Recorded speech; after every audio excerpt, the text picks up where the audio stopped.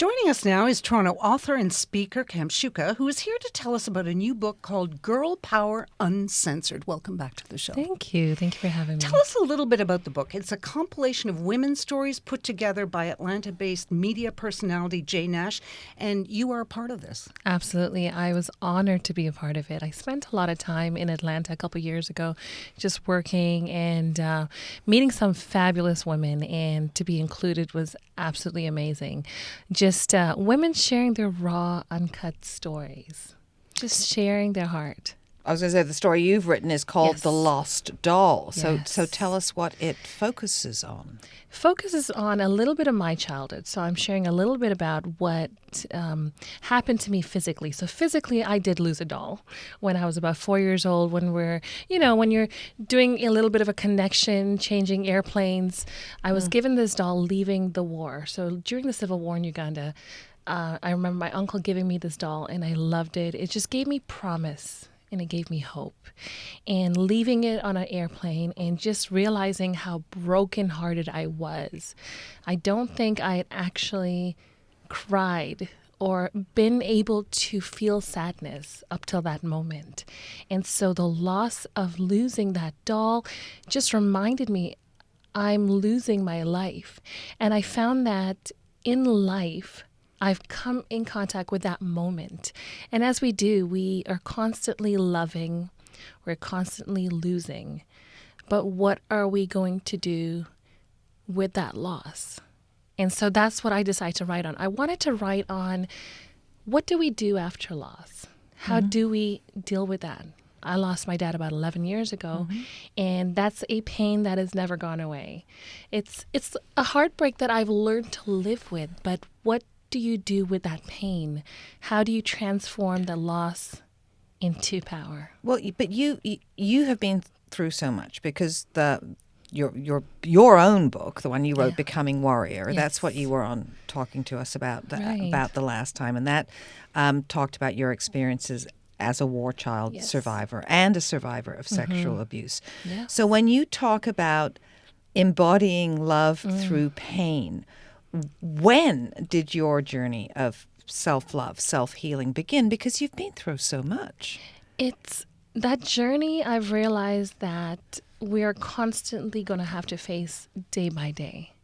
So once I decided I wanted to choose life and I wanted to learn to love, but to love myself through the pain, it meant that whatever love I give myself today, whichever way I love today, will have to be done all over again tomorrow.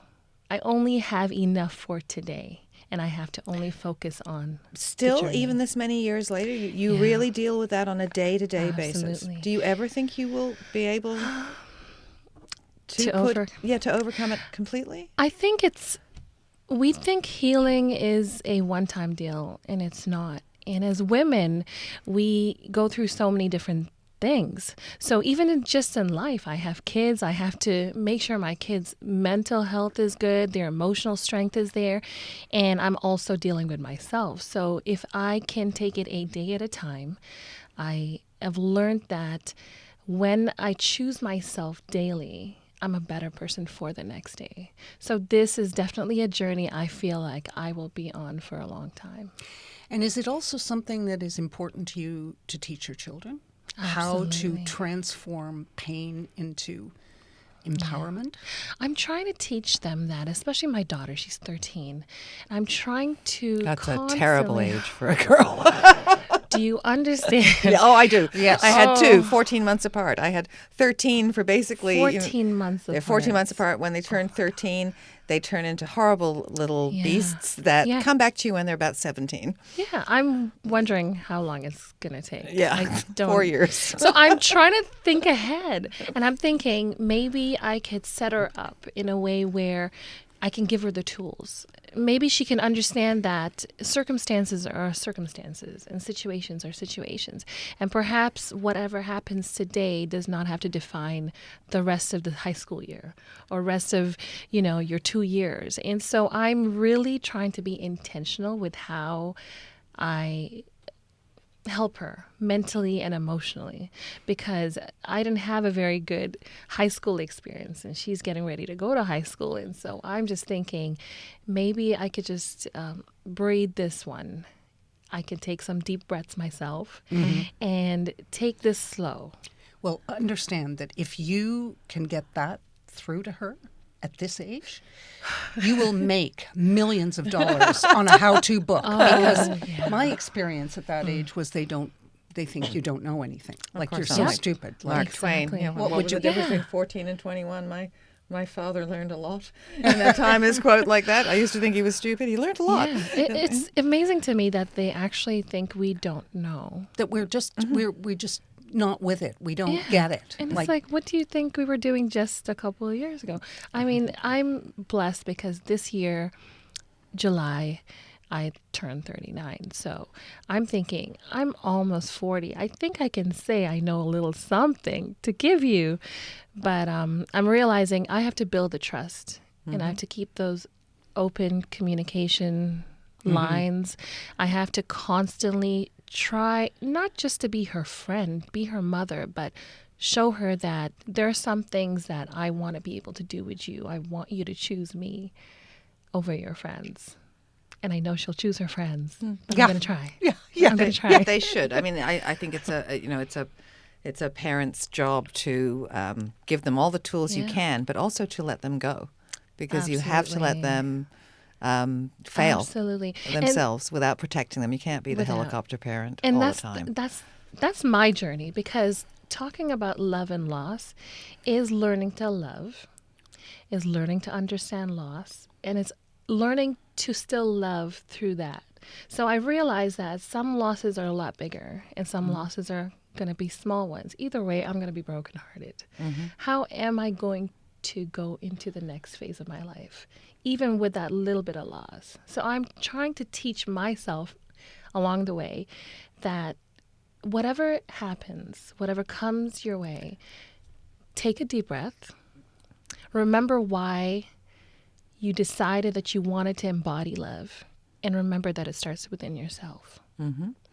And that's how we can all love ourselves just a little bit more, you think? Absolutely. What's coming up next for you?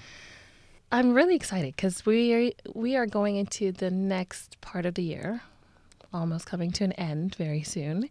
And I'm thinking I want to do things differently than I've done in the past. So in the past, I would be booked back to back. I wouldn't have a chance to breathe. And by November, I'd be crashing. I'm thinking if I'm telling everybody else how to love themselves, I want to learn to love myself a little louder as well. So I'm going to be taking some time You're going to learn to say no. To say no. And that's huge. Saying Yes, it no. is. It's actually a lot bigger than saying yes. I want to say no so I can say yes to the right things. So where can people go to learn more and get a copy of the book? Well, actually, both books. Let's start with Girl Power Uncensored, Yes. the one that you have written the story, The Lost Doll, in. Well, how can people get that? Where's that available for sale everywhere? It's available everywhere online, Amazon, Barnes & Noble. Just if you Google it, the name you would Girl find it. Power Uncensored. And Uncensored, what yeah. about Becoming Warrior? Your The own same. book. Same thing. The It's same, out yes. there. So I suggest I did very much enjoy reading that. Thank Now, you. also, how do people get in touch with you? Because you speak, you Yes, go and you I share do. this story to people. That's what you said. You may Yes, say no I to the may booking, say- but Yes. how would they get in touch with you? They can definitely find me on social media under Kamshuka. Kamshuka? Yes. Okay. So it's So- KAMSHUKA, Kamshuka. Yes, that's right. And as well as on my website, www.kamshuka.com. And I'm really easy to find. So I hope that the people who are looking find me and they get what it is they need, because I am a life coach as well. And I enjoy teaching and showing people what it looks like to learn to embody love as I learn myself. What would be the biggest lesson you think you can share with people, just quickly? I would say that it may seem like a big deal. A lot of things that happen to us may seem like a big deal, and they probably are to some extent. But it's not too big that you can't get up from it. You can rise from there.